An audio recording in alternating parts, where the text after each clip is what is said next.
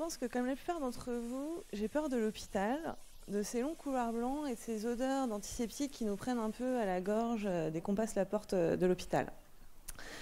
Et puis entre 2007 et 2009, j'ai passé beaucoup de temps à l'hôpital. Et après la question de la peur vient la question de la gestion du temps à l'hôpital, parce que le temps à l'hôpital est extrêmement long, surtout quand on est patient et proche de patient. Et après vient la question d'apporter un mieux-être à ses proches. Et personnellement, je ne suis pas née avec les nouvelles technologies, avec un ordinateur, pas comme mon petit frère de 18 ans en tout cas. Et je me suis par contre très vite intéressée aux nouvelles technologies, aux jeux vidéo, à l'internet, aux réseaux sociaux. Et je me suis vite prise de passion pour tout ça. Et en tant que proche de patient, le service où étaient hospitalisés mes proches était un service d'hématologie, donc un service de maladie du sang. Et fort heureusement, c'était un service où Internet était proposé aux patients de manière continue. Donc on pouvait accéder aux réseaux, aux mails, aux vidéos tout le temps. Donc c'était une fenêtre ouverte sur le monde et sur l'extérieur. Et ça, j'ai envie de le dire de manière, au sens propre et au sens figuré. Parce que je ne sais pas si vous connaissez le secteur stérile, mais c'est un secteur où en fait vous n'avez pas une porte pour accéder à la chambre du patient, vous avez deux portes. Et l'air est renouvelé en permanence pour ne pas pouvoir avoir de microbes. Donc vous avez une fenêtre dans les chambres des patients et vous ne pouvez pas l'ouvrir. Donc quand on parle des vies numériques et de l'humain justement, eh bien ces vies numériques sont extrêmement importantes et cet accès à l'internet est une fenêtre sur le monde. Donc cet accès à l'internet était extrêmement important. Donc c'est un peu pour vous recadrer tout ça. Et quand, une fois qu'on a passé tout ce temps justement dans ce secteur stérile, ça a pris un peu plus d'ampleur parce qu'on a dû après passer en chambre stérile il faut que vous l'imaginiez comme une bulle. C'est quand on doit être greffé. Et là, ça dure de 4, 6, 8 à 10 semaines. Donc c'est extrêmement compliqué. Votre univers, c'est un lit d'hôpital qui est encerclé d'un rideau qui s'appelle un dais. Et donc là, vous ne voyez pas plus loin que votre lit. Et en face de vous, vous avez une télé. Donc c'est extrêmement compliqué parce que vous n'avez rien d'autre que cette télé. Vous ne pouvez pas toucher vos proches. Vous n'avez pas de sensation de peau à peau. Et vous n'avez rien d'autre que Internet quand vous l'avez et la télé. Donc fort heureusement pour nous, on pouvait continuer à échanger avec nos proches et les jeux nous permettaient de nous évader et de passer du temps. Je ne sais pas du tout où j'en suis au niveau du temps, d'accord ? Et justement, cet Internet, le fait de bloguer, le fait de chatter, c'était un ailleurs qui faisait du bien. Et puis je vais faire une parenthèse par rapport à mon métier, parce qu'on me demande souvent ce que je faisais avant. Parce que moi je suis une utilisatrice des nouvelles technologies, mais pas du tout une conceptrice à la base.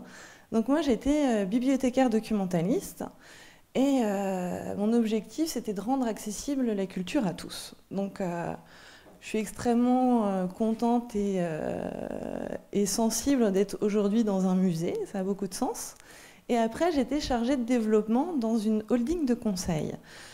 Donc les nouvelles technologies, c'était ma passion, mais voilà, j'étais une utilisatrice. Et ce que je maîtrisais comme logiciel, c'était tout ce qui était nécessaire pour mon métier. Et puis un an plus tard, en 2010, je pensais à cette chambre stérile et je pensais aux jeux vidéo de type, les jeux vidéo, vous savez, Warcraft, qui étaient des jeux vidéo en ligne, qui avaient beaucoup de succès autour de mon entourage et surtout de la communauté des garçons. Et ce sont des jeux vidéo de type quête où on se retrouve le soir pour passer du temps et puis les méchants contre les gentils accumulent des points et voilà, on s'évade. Et je me suis dit, mais pourquoi on n'utiliserait pas une espèce de jeu vidéo ? On n'utiliserait pas les compétences qu'il y a à Laval, parce que je viens de Laval, dans l'Ouest, où on a un pôle de compétences et d'excellence en réalité virtuelle. Et on n'allierait pas tout ça, et on ferait quelque chose pour l'hôpital. Alors après, j'avais une idée qui était en train de germer, je ne savais pas du tout si elle était réalisable. Alors là, il y a des photos qui défilent, je vais vous les expliquer au fur et à mesure. Et puis je suis allée au salon qui s'appelle Laval Virtual. Alors Laval Virtual, c'est le 3e salon au monde de réalité virtuelle et de technologies convergentes, après le salon de SIGGRAPH aux États-Unis et le salon de Tokyo. Et donc je suis allée avec l'incubateur de Laval Mayenne Technopole pour rencontrer 2 professeurs d'école d'ingénieurs, les écoles de l'ESIEA et de l'ESQUIN, qui sont respectivement des écoles de développeurs et d'infographistes. Donc je vous rappelle toujours que je n'y connaissais rien. J'avais juste ma petite idée, je me dis, bon, il faut que je sache si c'est possible. Et je suis allée les voir et je leur dis, voilà, j'ai une idée, j'ai envie de faire un jeu, un réseau social. Je pense que mon idée, elle est sympa. Et j'ai envie d'avoir votre impression. On dit c'est carrément génial. Tous les ans, on cherche des projets pour les étudiants. On va le faire. On était en avril 2010 et on a fait une première réunion en juin 2010 et en septembre, j'ai commencé à rencontrer mes 6 étudiants et on a commencé à faire les premières réunions. On se rencontrait 2 à 3 fois par mois. Et là, on a posé les bases. Alors moi, je leur ai dit, je vous donne carte blanche sur la créativité, sur l'interactivité du monde. Les seules conditions que je vous pose, c'est pas de clavier, pas de souris, pas de webcam, parce que je veux pas que les patients puissent voir leur image due au traitement. Je veux pas de manette compliquée, je veux que ce soit intuitif pour tous les âges, et je veux que tout le monde puisse s'y retrouver. Donc ils étaient un petit peu inquiets. On avait très peu de solutions en septembre 2010 et pendant 2 mois on a fait des réunions, des brainstorming et fort heureusement pour nous, je voudrais juste voir le temps, en novembre 2010, pour la plus grande joie de tous les développeurs du monde entier, la Microsoft Kinect est sortie. Et là, tout s'est développé très vite et en avril 2011 on a pu montrer Bliss au salon Laval Virtual. Et donc là, c'est les images que vous voyez. Donc mes étudiants qui se sont déguisés en médecins, en infirmiers sur le salon. On a mis un stand avec un lit d'hôpital pour marquer très fort les esprits. On a eu un succès fou. Et je vais vous expliquer Bliss, parce qu'en fait, je ne vous l'ai pas bien expliqué. La réalité virtuelle, déjà, ça répond à 3 critères, l'interactivité, la 3D et le temps réel. Donc Bliss, ça fonctionne avec une télé 3D, ça fonctionne avec un casque micro et avec des lunettes 3D. Donc l'idée, c'est que le patient dirige donc un avatar qui est un papillon avec sa main, puisque la main est la manette. Voilà, et donc là vous voyez, en plus c'est une infirmière d'un CHU, donc c'est rigolo.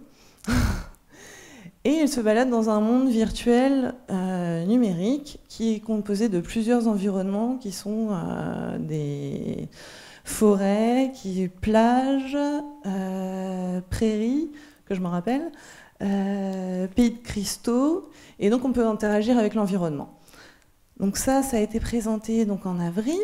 On partait de très loin, on ne savait pas si ça allait être possible à la base, parce qu'on réunissait plusieurs technologies. Faut vous imaginer que le stand L'Effet Papillon était placé entre un stand de l'Université de Tokyo et Dassault. Donc c'était assez surréaliste. Nous, on était juste heureux d'être là et le stand ne désemplissait pas. Pendant 3 jours, il y avait des professionnels. Pendant 2 jours, il y avait des particuliers qui avaient connu l'hôpital, qui avaient passé de longs mois à l'hôpital. Il y avait des proches de patients. Et on a su que l'idée était très bonne parce qu'on a eu des questionnaires qui étaient remplis. Ils nous ont demandé quand est-ce qu'ils pouvaient disposer de l'application. Donc ça nous a encouragés, ça nous a donné aussi d'autres idées pour lancer d'autres applications. Donc c'était vraiment un chouette moment. C'était... Oui. Donc vous avez plein de photos en fait du salon Laval Virtual. Et... Quoi d'autre? Une démo? Vous n'aurez pas de démo, vous aurez une vidéo. Parce que le prototype va être développé dans les mois qui viennent encore. La prochaine étape, en fait, c'est une expérimentation dans 2 établissements pendant plusieurs mois. C'est ça qui est prévu, en fait, là. Je serai présente, mais en visiteur, cette fois-ci. Et donc la Bliss, en fait, ça a été la première étape d'une plus grande... comment dire? Non. Laissez-moi finir. D'une plus grande aventure, en fait, parce que depuis, l'effet papillon, c'est devenu une entreprise à part entière qui s'est développée en plusieurs pôles. Parce que l'objectif, c'est d'amener du mieux-être pour les patients hospitalisés de longue durée et pour leur famille. Donc ça s'est articulé en plusieurs pôles. Un pôle de culture pour amener des concerts, des expositions, des résidences d'artistes aussi pour les patients. Un pôle de loisirs et de bien-être avec de l'art-thérapie, de la sophrologie et puis de la musicothérapie. Un pôle de conseil et de formation. Et puis évidemment un pôle de réalité virtuelle que je vous ai bien développé. C'est surtout à la base une aventure individuelle qui est devenue en 2 ans et demi un énorme projet collectif qui n'aurait jamais pu voir le jour sans toutes les rencontres que j'ai faites, sans toutes les personnes qui m'ont aidée.